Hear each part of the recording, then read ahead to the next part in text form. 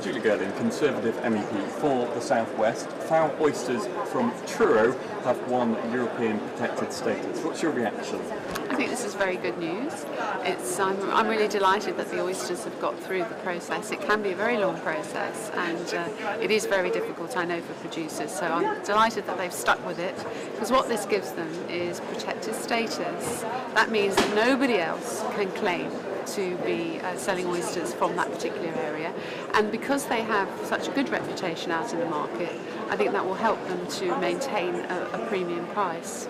But I mean, that's interesting that they might be able to keep the price up, because I understand there's only a few dozen of these fishermen still going in Truro, and they have something rather special, don't they? Because they're still hand-picking oysters as they have in that part of the world for hundreds of years. Yes, that's right, and as we know, that's something which people in Europe, across Europe, would like to see. They want to be able to make a choice between mechanised, more intensive fishing and something like this. So this gives them the ideal opportunity, because they will know that if it's marketed as a fowl oyster, then that's exactly how it was reared. And I think this gives them a great opportunity, and they can now market them widely and relatively aggressively, because they know that they're protected. And in the past, small producers of product in this sort of category are always worried about spending a lot creating the brand and marketing, because they can be undercut by somebody,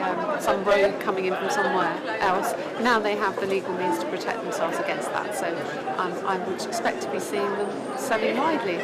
Now I understand some of the boats that are there in Truro are up to 150 years old. There's a very long tradition in Truro of this industry. How important is it to you that that industry continues?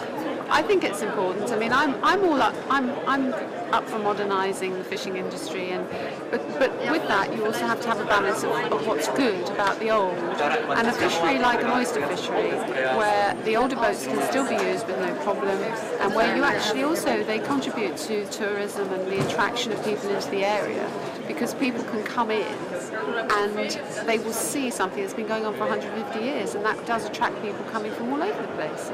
So I think it's a great, it'll be a great attraction. And they join a prestigious list. You talked about the prestige. It's the likes of Stilton cheese and champagne and so forth already on this list. How important do you think it is to be on a list like this? Does it add value? Oh, it definitely adds value, and we as a nation, we're rather behind on this. We don't have nearly enough of these designations under European laws. We should have. If you look at the Italians, they have everything. They have their ham, all the various cheeses, everything protected, and good luck to them. They've really done a good job on that. And we've started it now with Stilton cheese, with Cornish pasties. There's a lot more out there, I think. There's a lot of unique British products that we could really be getting behind in this way. So I would encourage people, if they feel they have a regional product or something which is very special, to try and go. It looks daunting, the process, but when you get there, it really makes a big difference.